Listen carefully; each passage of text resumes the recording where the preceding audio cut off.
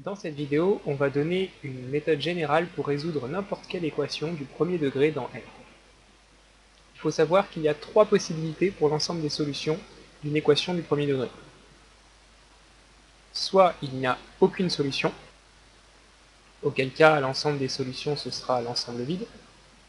Soit il n'y a une seule solution dans R, donc ça va être un certain nombre réel x0.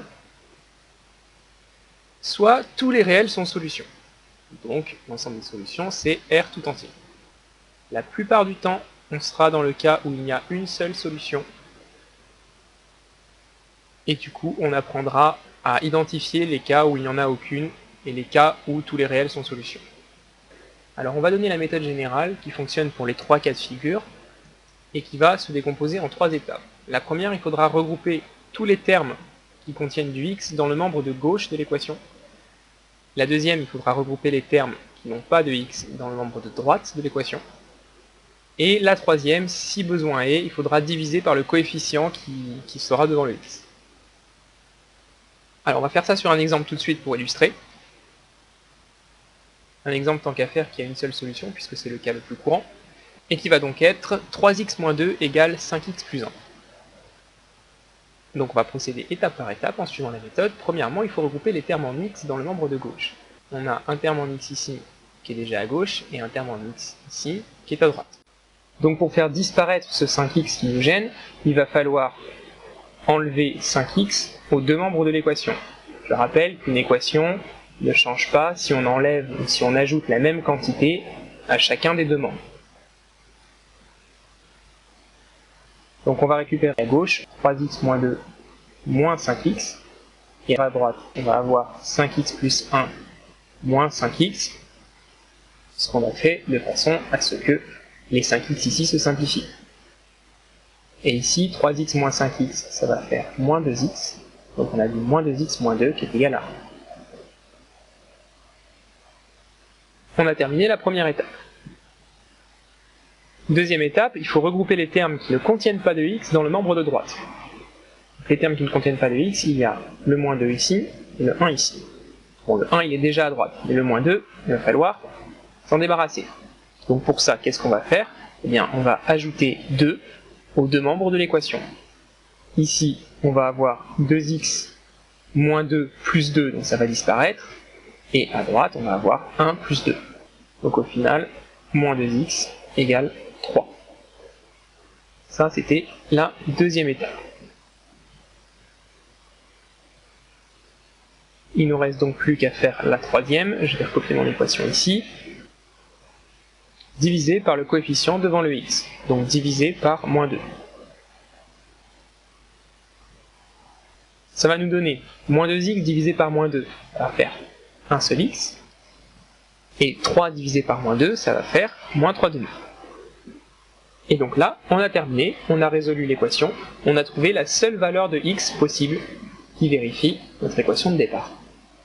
Donc la solution, c'est 3 demi. Alors pourquoi j'ai mis un si besoin ici dans l'étape 3? Parce qu'il est possible dans certains cas, si on a de la chance, que ça se termine à la fin de l'étape 2, c'est-à-dire ici, si on tombe sur un cas x égale quelque chose. Donc on n'a pas ce coefficient moins 2 devant. Par exemple, si au lieu d'avoir un 5 ici, on avait eu un 2, ce qui se serait passé, je remplace partout, on aurait eu un 2 ici, un 2 ici, un 2 ici, on aurait enlevé moins 2x ici, et du coup, lorsqu'on aurait fait 3x moins 2x, il serait resté juste x égale 1 plus 2, x égale 3, et donc on aurait terminé, on aurait pu conclure que la seule solution, c'est 3. Alors ça c'était pour les équations qui ont une seule solution, mais maintenant il va falloir que j'explique comment on reconnaît les équations qui n'en ont aucune et les équations qui ont tous les réelles solutions. On va donner deux exemples pour voir tout de suite quelle est la différence. On va donner ce premier exemple d'équation, 3x plus 1 égale 3x plus 1, et on va donner Deuxième exemple, x-2 égale x. Qu'est-ce que vous remarquez ici sur le premier? C'est que les deux membres sont exactement les mêmes. Du coup, cette égalité, elle va être vraie quel que soit le réel x qu'on prend. Donc on est dans le cas où tous les réels sont solutions. Alors bien sûr, si on applique la méthode mécaniquement, ça va marcher, on va trouver quelque chose qui va nous permettre de conclure que l'ensemble des solutions est bien R. Effectivement, si on regroupe tous les termes en x dans le membre de gauche, il va falloir qu'on enlève 3x pour se débarrasser du 3x qui est à droite. Du coup, le 3x qui est à gauche va disparaître aussi. Et il va rester 1 égale 1. Une équation qui est vraie et qui est complètement indépendante de la valeur x qu'on a choisie. Dans le deuxième cas, ça va être le même principe, sauf qu'au lieu d'avoir une égalité qui est vraie, on va avoir une égalité qui est complètement absurde. Effectivement, si on veut appliquer la première étape en regroupant les termes en x dans le membre de gauche, on va devoir enlever x pour se débarrasser de celui qui est à droite, mais du coup celui qui est à gauche va disparaître. Et on va obtenir moins 2 égale 0. Et ça n'a aucun sens. Ce qui veut dire que quelle que soit la valeur de x qu'on prend, cette équation n'est pas vérifiée.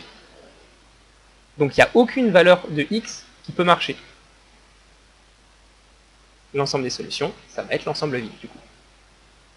Si on regarde ça de façon logique, c'est normal que lorsque vous prenez un nombre et que vous lui enlevez 2, vous ne pouvez pas retomber sur le nombre que vous avez pris.